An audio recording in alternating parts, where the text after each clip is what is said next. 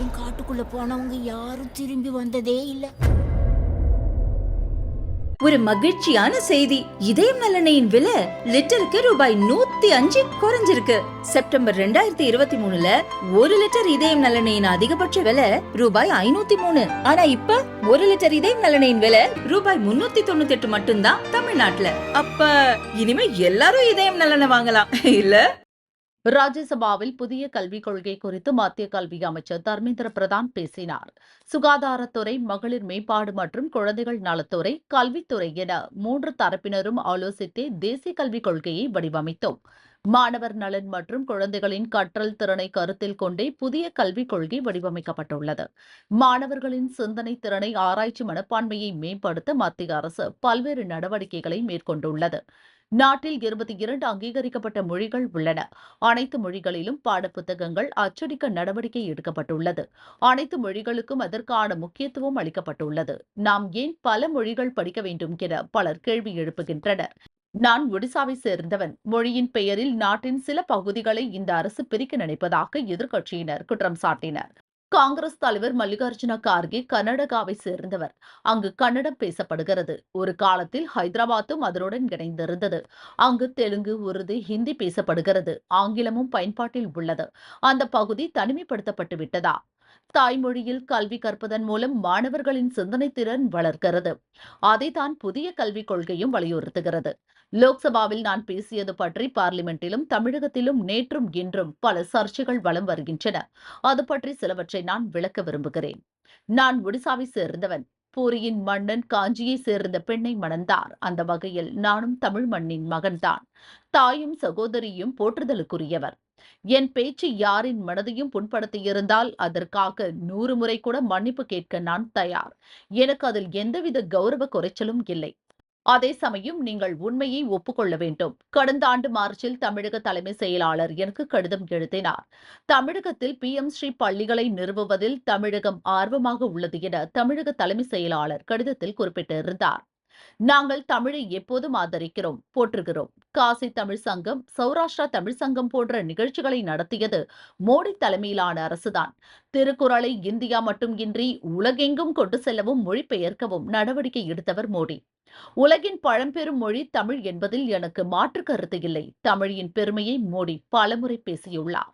அதே நேரம் தமிழக சட்டசபையில் முன்னாள் முதல்வர் ஜெயலலிதாவை இவர்கள் எப்படி நடத்தினார்கள் என்பதை மறந்துவிட முடியாது.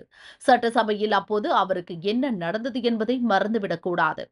உண்மை எப்போதும் கசப்பானதுதான். ஆனால் அதை யாரும் மறுக்க முடியாது. என் பள்ளி பருவத்தில் இருந்தே பொது வாழ்வில் உள்ளேன். தினமும் நாளிதழ் படிக்கிறேன். எனக்கு வரலாறு தெரியும். ஜெயலலிதாவுக்கு என்ன நடந்தது என்பதும் எனக்கு தெரியும். அரசியலுக்கு அப்பாற்பட்டவர் கஸ்தூரி ரங்கன் என்பதை அனைவரும் ஒப்புக்கொள்ள வேண்டும். எல்லா அம்சங்களையும் கருத்தில் கொண்டே அவர் புதிய கல்விக் கொள்கையை வடிவமைத்தார்.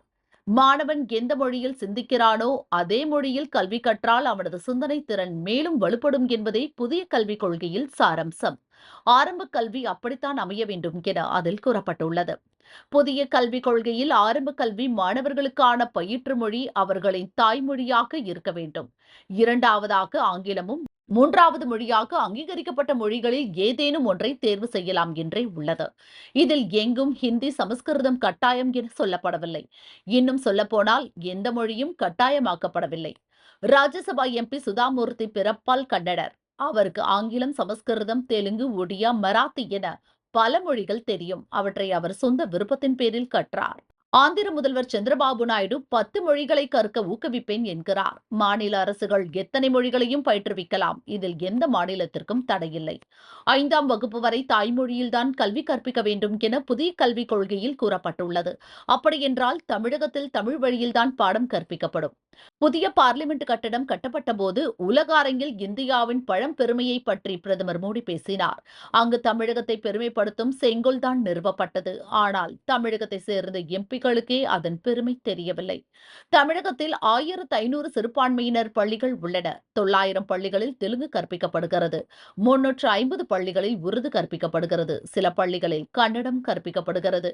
நாமக்கல்லை சேர்ந்த இளம் ஆராய்ச்சி மாணவியை கரக்பூரில் சந்தித்தேன். அவர் சாதாரண சிறு தொழில் முனைவோரின் மகள். அவர் ஹிந்தியில் மிக நன்றாக பேசினார்.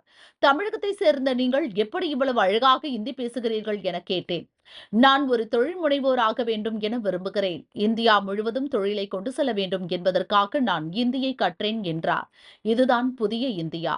தமிழகத்தில் செயல்படும் சிபிஎஸ்இ பள்ளிகளில் தமிழக அரசின் ஒப்புதலுடன் ஹிந்தி பயிற்றுவிக்கப்படுகிறது. இதுதான் உண்மை நிலை. நீங்கள் சொன்னதையே சொல்லிக் கொண்டிருக்கலாம், ஆனால் உண்மை இதுதான். தமிழகம் மாறிவிட்டது. வளர்ச்சியடைந்த பாரதத்தை உருவாக்குவதே மத்திய அரசின் இலக்காக உள்ளது. ஹிந்தி சமஸ்கிருதத்தை திணிப்பதே புதிய கல்விக் கொள்கையின் நோக்கம் என தமிழக முதல்வர் ஸ்டாலின் பேசியுள்ளார். அப்படிப்பட்ட சரத்துகள் ஒன்று கூட புதிய கல்விக் கொள்கையில் இடம்பெறவில்லை. நீங்கள் என்னை அவமதிக்கலாம், வசைபாடலாம், ஆனால் தமிழக மக்கள் அனைவரையும் எப்போதும் முட்டாளாக வைத்திருக்க முடியாது என தர்மேந்திர பிரதான் கூறினார்.